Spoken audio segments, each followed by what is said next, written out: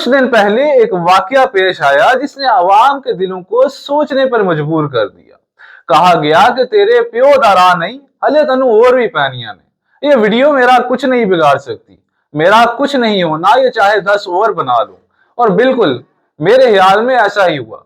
वाकये के मुताबिक एक हेड कांस्टेबल शहरी से बात कर रहा था। उसने एक शहरी को रोका और कहा कि ये तुम्हारे बाप का रोड नहीं, ये तुम्हारी वीडियो मेरा कुछ नहीं बिगाड़ सकती। जब उन्होंने वीडियो बनाना शुरू की तो उसने कहा कि ये वीडियो मेरा कुछ नहीं बिगाड़ सकती। यहाँ पर मसला सिर्फ इतना नहीं था कि शहरी के पास जूते या स्लीपर थे, बल्कि असल मसला ये था कि शहरी के दिल पर गैर जरूरी रवैया पड़ रहा था। जबकि वो अपनी मेहनत और मुश्किलात बर्दाश्त कर रहा था, मुश्किलात बर्दाश्त करने बाहर निकला था। कोर्ट मोमेंट से गुजरने वाले रास्ते और मोटरवे पर जाने वाले शहरी भी मुतासिर हुए, क्योंकि बाज अहलकार वर्दी के इख्तियार को बेड़ा गर्क करने के लिए इस्तेमाल करते हैं, बगैर किसी रहनुमाई या बगैर किसी इंसानी पहलू देखे।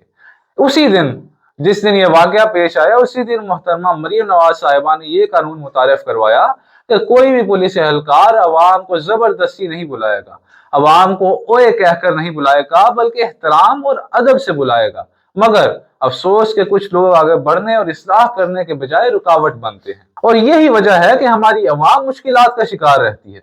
असल मसला पुलिस के अंदर मौजूद पुराने रवैये और सोच रहने वाले लोग हैं, जो कभी दिल में वतन की मोहब्बत जगा लेते हैं, कभी बहुत अच्छे और रहम दिल दिखते हैं, मगर नए हालात में सख्ती जारी रखते हैं। अब यहाँ पर सवाल ये है कि क्या हमारी हुकूमत इस बद और गलत इंतजाम के खिलाफ सही मानों में लड़ सकती है या नहीं।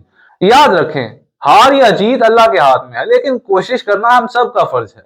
अवाम को चाहिए कि वो इंसाफ के लिए आवाज बुलंद करें, किसी भी काम पे इंसाफ के लिए आवाज बुलंद करें, सब्र और तहम्मुल इख्तियार करें और हर मामले में हक और इंसानियत कायम रखें, क्योंकि अवाम का दर्द छोटा नहीं है और यही असल सबक है कि इख्तियार और ताकत के साथ इंसानियत भी जरूरी है।